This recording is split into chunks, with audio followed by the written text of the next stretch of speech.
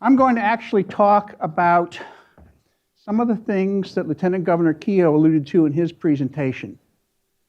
I'm going to talk about weing, doing things collectively to achieve the kinds of outcomes that the initiative that he and the dean are leading, as opposed to more individualized entrepreneurial activities. We're going to see some great stories the rest of the day about people who have done things on their farms and their woodlots that are great examples. So I don't want to step on that line of talk later, but I do want to talk about this: driving innovation and collective entrepreneurial action for agri-food processors and producers. Now, when my millennial daughter saw this, the first reaction was, wait, what? What does all this mean? Okay. The most important terms that are in that title are innovation. Entrepreneurship for me is about innovation. If you try to do just what everybody else is doing, you can never squeeze enough profitability out of the economy to make it worth your while. I'm going to talk about entrepreneurial action. There's a lot of people who talk a great story, but they never make the investment to go ahead and do it. And when they're doing the entrepreneurial action, which I'll finish with later, in many cases they're doing it collectively. Even the individual farm and woodlot stories you're going to hear about later today are about a family firm. In fact, every one of those people that's going to speak to you will acknowledge the fact they got help along the way, just as the Lieutenant Governor talked about a few minutes ago. I'm going to talk first about innovation and value creation. Now, I used value creation for a particular reason instead of using value added. And one of the reasons I do that is value added has about 3 different connotations out there in the sector. One is adding high value productions to the farm or the woodlot. Okay, so you're adding value by basically adding value to the firm by doing different stuff for primary production. It may also be on-farm processing, transforming the stuff we're already producing on the property. Sometimes people acknowledge that there is off-farm processing that adds value to what's on the farm. All of those things are important, but as I say, I'm going to talk more about the third of those because the first 2 are going to be covered by some fascinating stories later on. Now, does value adding mean a change to the farm firm, either structurally or strategically? Absolutely. It even has a lot of implications for how you behave as that farmer entrepreneur. Because if you still consider yourself a tiller of the soil, you'll be missing the important opportunity to innovate and create value for somebody else that's going to end up in your pocket. And the last one that I want to mention here is value added also implies risk added. If you've been around as long as I have, you may have heard the story about that fascinating little farmer group up in Minnesota who are really tired of selling corn for $1 less a bushel than everybody down here in Missouri, because they're so far away from the end users. So they built a high fructose corn syrup plant, took money out of their farm firms and put this thing together. They had a big ribbon cutting ceremony, and Monday morning they opened up and discovered they were competing with Archer Daniels Midland, Cargill, and Tate & Lyle. They were rounding error in the entire high fructose corn syrup business, and they were bankrupt within 4.5 months.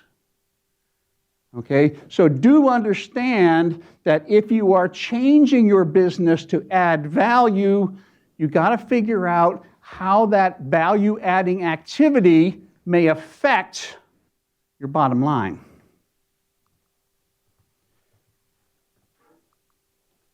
So value creation is meant to occur at all the steps in a supply chain. Okay, that is, most cases, wherever you are, whether you're the input company that's providing genetics or finance or crop consulting or any of those things, you're trying to provide value for that farm unit. The farming operation is trying to do it for the first handlers and the people who will be doing the manufacturing, and so on down the line. So we often talk about creating value so someone else will want it and add value to it later. But the real innovation occurs when you create value for the consumers at the end of that chain.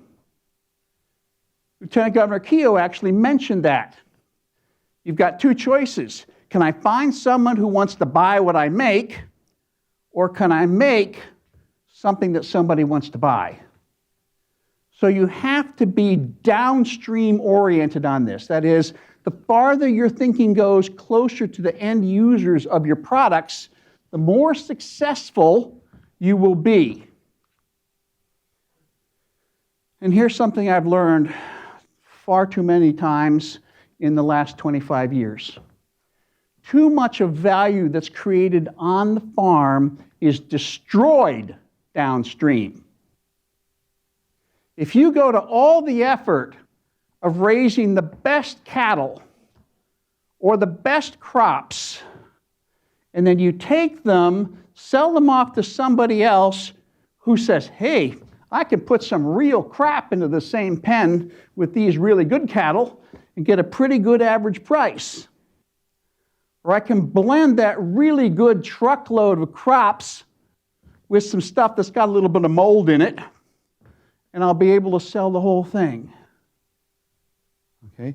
Every time that your product is sold in an anonymous sale, like at an auction barn, okay, there's no way for people to tell how much value you created on the farm, and there's no incentive for them to add value to that down the way.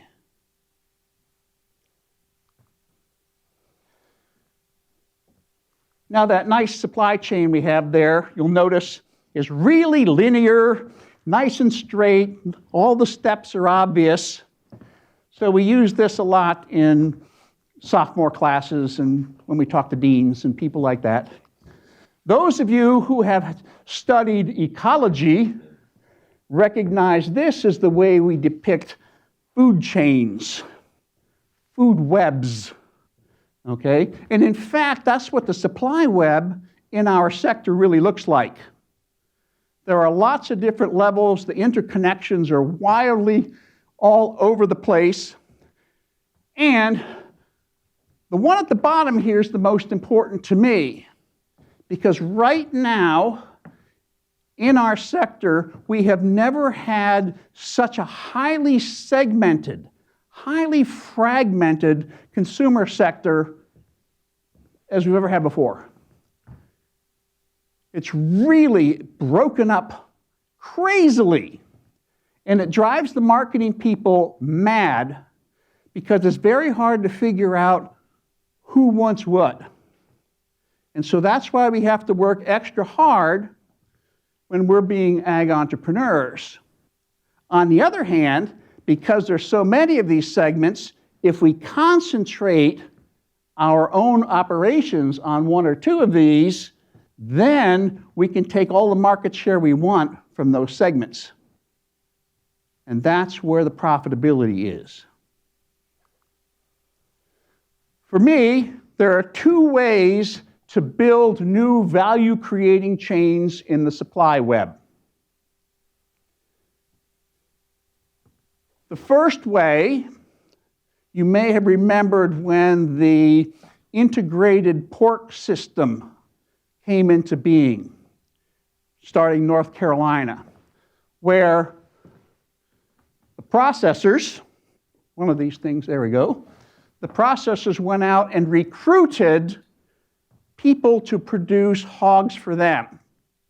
Not existing producers, because they had all kinds of bad habits. Okay? And so they went with their existing manufacturing and then went back to the farms and went back to the genetics and put together a supply chain to do exactly what they want. So that's one way, where you have to build the structure up almost from zero. The other way is to take the right kind of people that are already in place to meet the needs of whatever that consumer segment wants. And so you may be able to find a small processing plant like that young man with the popcorn did. Okay? And if they can find the right kind of retailers, both the packaging company and the grower should get higher margins, because they can find somebody who wants to absolutely add more value to what they're doing in their operations. Which brings us to collective. There are two dimensions of collective action for our new entrepreneurial ventures. The horizontal, where you and other people who are doing the same things as you, in the same business of you, come together to share the risks, share the supply problems, share the opportunities. And we've been doing this in agriculture for about 130 years. We have co-ops, lots of places, which are about horizontal action together. But I also want you to think about the verticality in that supply chain. Can you work with your suppliers and your buyers as partners, not as antagonists? Now, it means that you can't be pursuing this as a zero-sum game, which means every nickel that I don't get, somebody else gets. And I don't like that. Those of you who've been raised in the beef industry will recognize this as God's own truth, right? Packers get all the money, and the growers get none, or less than none. That's got to change. I'm going to talk about a specific example here in a minute from that industry. And I chose this one example because it may be the best example I've seen of doing collective action both horizontally and vertically. In 1992, I was asked by the Government of Canada to do a study about how innovation and collective behaviors existed between the US firms and the Canadian firms who were now going to be tied together through NAFTA. The Canadians were scared to death that all of a sudden their markets were going to be opened up to the Americans, who obviously had bigger collectives, and they were worried that they were also more innovative. So starting with that project, and now 6 or 7 projects and 25 years later, being in 165 processing plants, being on 300 to 350 farms that are associated with those processing plants, been a lot of learning about how this collectivity needs to be put together to do it right and earn the money that everybody wants. So here's my example, and it's from France. This, when I went to visit, was probably the 4th or 5th largest processing plant for meat in France. Small farmer cooperative up in the northwest. But the thing that was amusing to me at that time was, during the mad cow crisis, They actually increased their revenues and market shares when everybody else was losing money and losing customers. Now, they are the number 2 meat processor in France. They're the number 1 organic meat processor in the entire European Union. And all that growth between 1992 and now has been the result of some serious innovation to the point where they now have probably 10,000 farmer members, all with small herds, all with the same size herds that our cow-calf operators have in Missouri. They have multiple producer brands and multiple market brands, and I'll explain more about that in a second, and everything is fully traceable.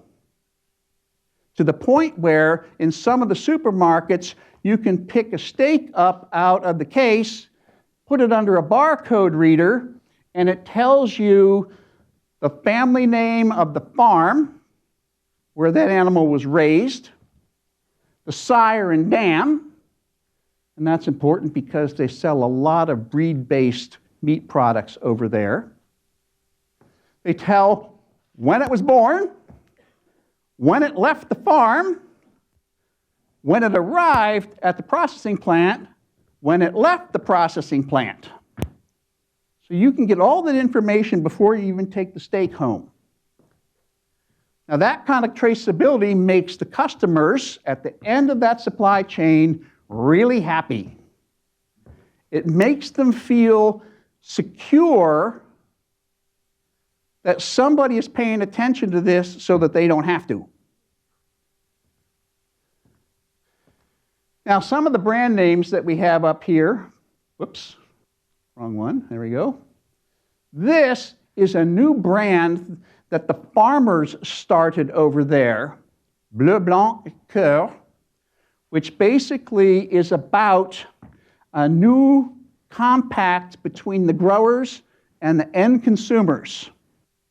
And the compact goes like this: we will provide animal welfare-friendly products that have high health value for the consumer.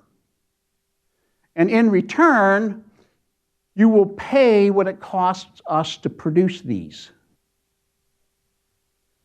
So it's a whole new way of linking the consumer at the end of the chain to the producers at the front of the chain by saying, hey, we got things that we can do for each other. Sourire de campagne, country smiles, right? This is owned by those producers who are certified as organic.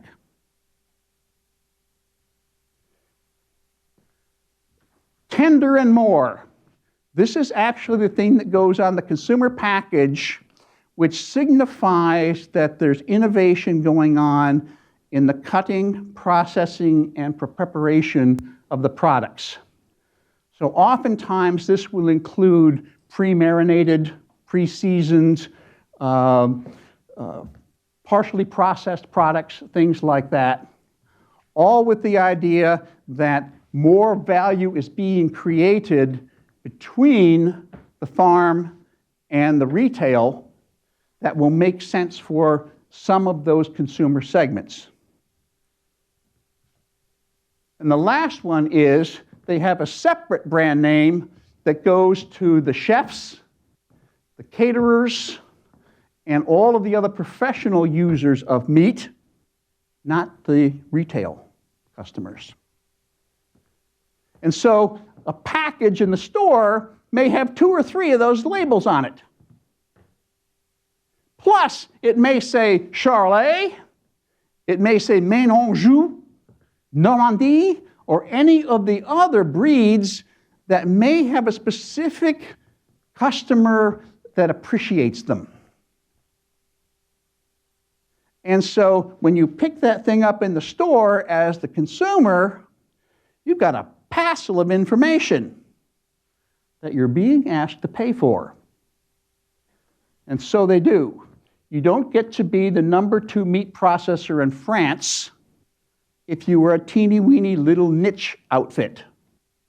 They started as one of those, but discovered that if you add more of these values to more of those customer segments, then all of a sudden you're 50% of the market.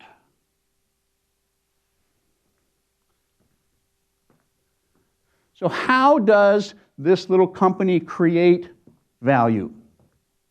Direct communication between the producers, the retail trade, and the consumers. Okay, about everything.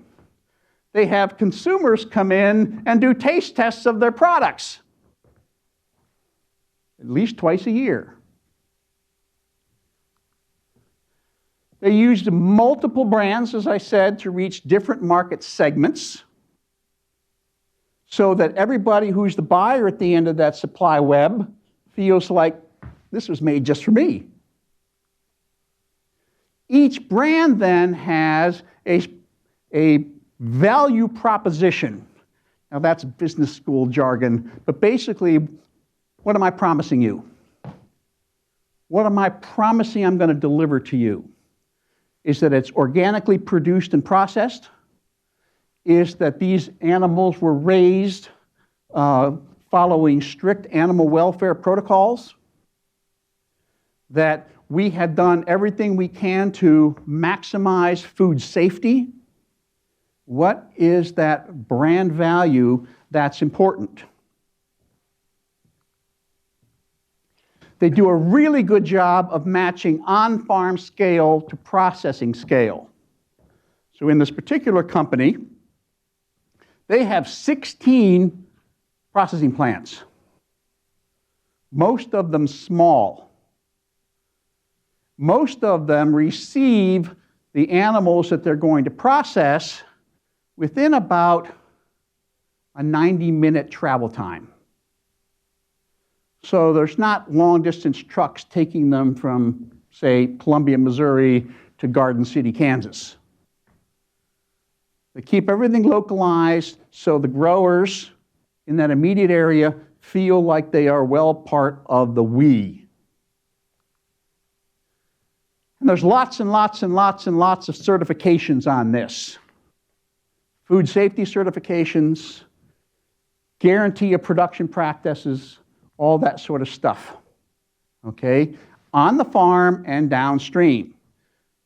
The processors get inspected every month at least, and all of the people that are doing the we together in this vertical collective put up a couple of pennies per carcass to hire somebody as an outsider to watch everybody else in the industry.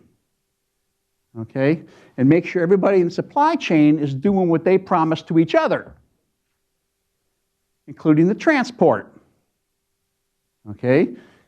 Those cattle trucks, when they arrive at your farm, have to be sterile because nobody wants pathogens from another property arriving on theirs.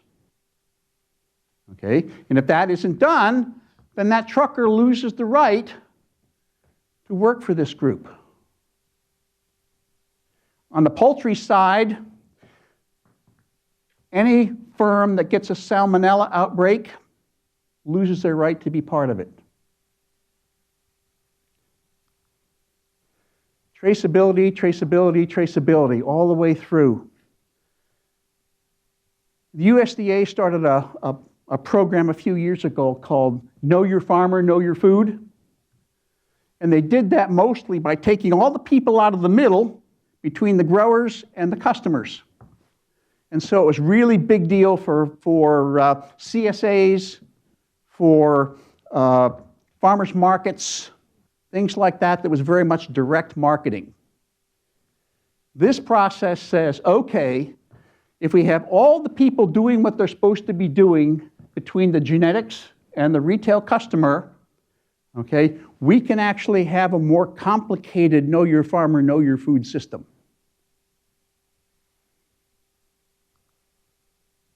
Now, The reason I talk about value creation is that it's not enough just to create the value. You have to be able to capture that value for your firm. Okay? This is one of those things we always complained about in those supply chains. The retailer and the processor get all the money, right? And not enough of it comes back to the farm property. Okay? So Olivia has figured out how to capture the value that everybody creates at all the steps so that they can actually have profitable, sustainable businesses. Now, the first thing you do is the farmers and the co-op own the brands. If you sell products to somebody like a retailer that has the brand, they get to capture more of the value because the consumer at the end sees it as their product, not yours. So it's important to own, manage, and develop the brand on the farm and in that collective group. All of those certifications, whether it's organic, animal welfare, Label Rouge, whatever, Olivia actually encourages the farmers to get multiple certifications on the farm for their herd. And so when you deliver a steer to them Sunday afternoon for Monday morning processing, they will look at the ear tags to see which of these certifications that animal is under, and they will choose which of those customers that are looking for that gives the highest per head value once they disassemble it. Okay? So before that animal goes into the processing plant Monday morning, they've already figured out whether that's going to go to which retail chain, under which labels, under which brands. That brings most money back to the grower. They don't just sell meat. Darn it, you can't. Okay? If you want to sell meat, you're a commodity. And commodities don't get any value-added returns. They sell the information, where this came from, how it's been raised, all that sort of stuff, all the guarantees and certifications, and the stories of the growers. Here in the U.S., we've done enormously well in our Know Your Farmer, Know Your Food by linking people to the stories of the growers and their families. These people did it 20 years ahead of us and do it 20 times as much. And everybody in supply chain is a partner. Okay? There's no antagonism. And so what are the lessons that we may take back to developing woodlot-based supply chains, farm-based supply chains, to fulfill the vision of the Missouri Food, Beverage, and Forest Products Manufacturing Initiative? Speaking of lots of words. Know where the value is created and lost. Okay? Make all the parties responsible for preserving value. So if there's a processor, make sure that they are not doing something that may put the value you have created at risk. Whether it's a bacterial problem, other kind of pathogen, whether they are not watching out for the appropriate way to process what you produce to get that highest value out. And combine as many of these attributes as you can for the highest return. Food safety assurance, product quality, where it comes from. Again, if we're going to sell Missouri, we have to be able to show people where in Missouri it came from. What's the brand name? Traceability. Is it artisanally produced? Is it locally produced? Lots of things that you may not think as a producer have any value because you haven't talked to enough people who are wandering in the grocery store. because they are putting value on it, and they're just not receiving that much value when they do their shopping. Finish up with some entrepreneurial action stuff here. Know in advance the target market that you and the people you're working with want to attack. Don't start producing something without knowing where it is headed. Okay? All you do is put yourself at the mercy of the market then, because you got to sell it and you haven't figured out who is supposed to buy it. Know in advance how to create value for that target market. I love designing products for young mothers. Okay? Now, when you see them in the grocery store, they're pushing a cart and they're screaming kids running around and picking things up off the shelves and throwing them in and all that kind of stuff. And that may look like a tragedy to you. It doesn't to me. Looks like an opportunity to provide value for them because they're watching out for those little folks. And they are the nutritional gatekeeper for that family.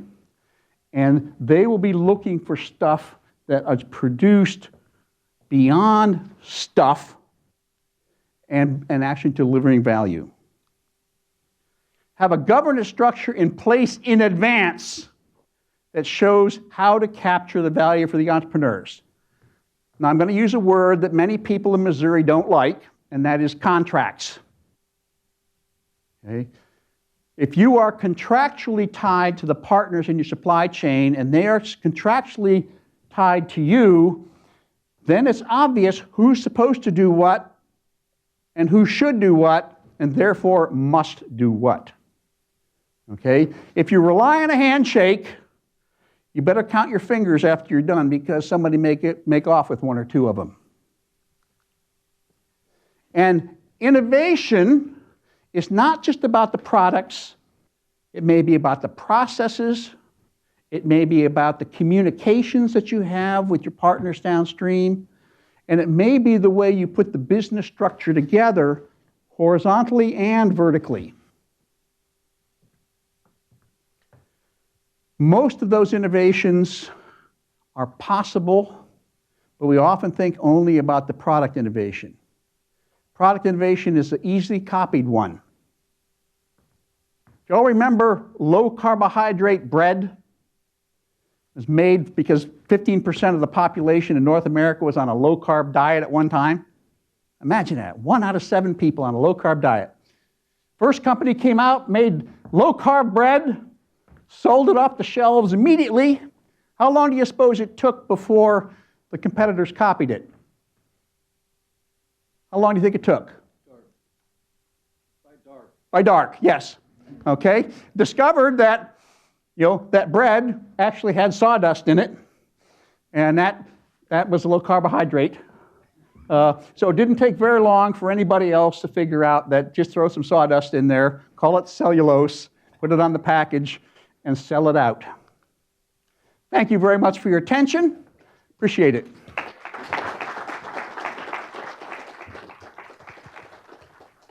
Thank you very much, Dr. Westgren. That was a great presentation.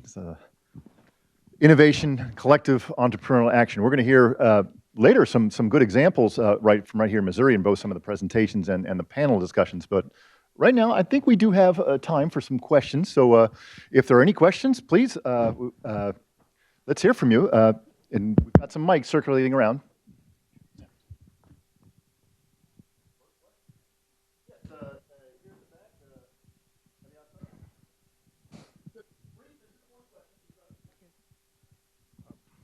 Hi. 1 second. Hi, my name is Eleazar Gonzalez. I like your presentation. Is very interesting approach to help small farmers to connect with the market. I was thinking about the local business model we had here in the States, and I can give you an example of a cooperative, like, for example, Land Place They have the same model you were presenting. They are connected with farmers. They have a vertical integration, horizontal coordination. And can you compare this model with the models you were talking about? Thank you. I actually was responding to a question from Gregory about why I didn't have Missouri-based examples in there. And of course, my answer was, I'm a coward, because as soon as you pick out one, somebody else will feel bad because you didn't pick out them. But your example is correct, that in that firm and the supply chain that's put together, it is governed pretty strongly. It doesn't have as strong a contractual obligation up and down. So the retailer isn't inside the tent, as most of these firms, and the one specifically I talked about is. So usually the group, the system stops sort of at the manufacturer level or perhaps the wholesaler, but usually just the manufacturer level. And if you don't have the retailer inside the system, then you don't get the guarantee they're going to handle the product properly, store it properly, make sure that the freshness is kept up, things like that. So other than that kind of a detail, you're right, the structures are in fact the same.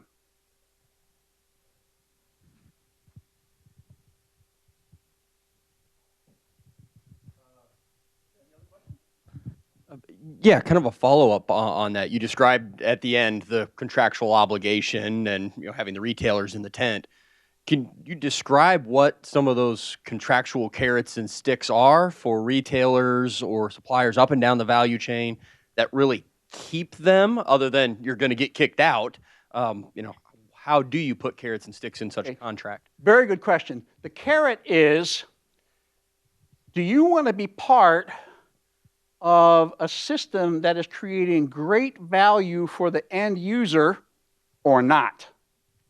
Okay, so one of the small co-ops that I found in Europe, poultry producers, and we're talking small. We're talking small flocks, 2 small barns, maximum size. There are 900 of those people that are organized in a group, and basically you've got the largest egg processor and the largest poultry processor in Europe that's their partner. And they were begging to be allowed to do the processing for this group of farmers because they knew what was being created on the farm is going to create real value in the supermarket. So they were ready, willing, and able to step up and say, we will follow all the processing protocols that you want and make sure that it's done well. Then they made the contacts down to the groceries and said, do you want to be able to offer this product which has a 100% retail price premium or not? Okay, so the carrots were very much there for, I get my share of the margin that's being created. So at 100% price premium at retail, okay, the retailer's going to get a quarter of that. The processor's going to get about a quarter of that. The farmer gets about a third of that, and the remainder goes to genetics, feed suppliers, and people like that. So the carrots are there, and the sticks then are, we're watching to make sure everybody is doing absolutely the best they can to fulfill the obligations.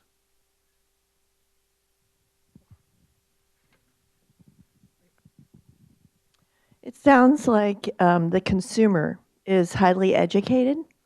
And where do you see the responsibility for that? Does it start in their kindergarten, elementary school, and go all the way through the cooperative level? The consumer education starts fairly young. I mean, if you think about it, any Kansas City area people here? Chateau Dairy gets 35,000 school kids a year visiting the place. Okay, that doesn't happen as much in Europe. They get a lot more of it by direct meeting with consumers at food fairs. Okay, they also do a lot of mailings. They do public service announcements. There are stuff that comes off the website, which are the cute little 4-minute videos of how everything's produced and all that sort of stuff. So they aim mostly at the nutritional gatekeepers in the household, mom, okay, and start from there as their place. The kids will learn into it, okay? But they don't get started, in primary school at all, particularly.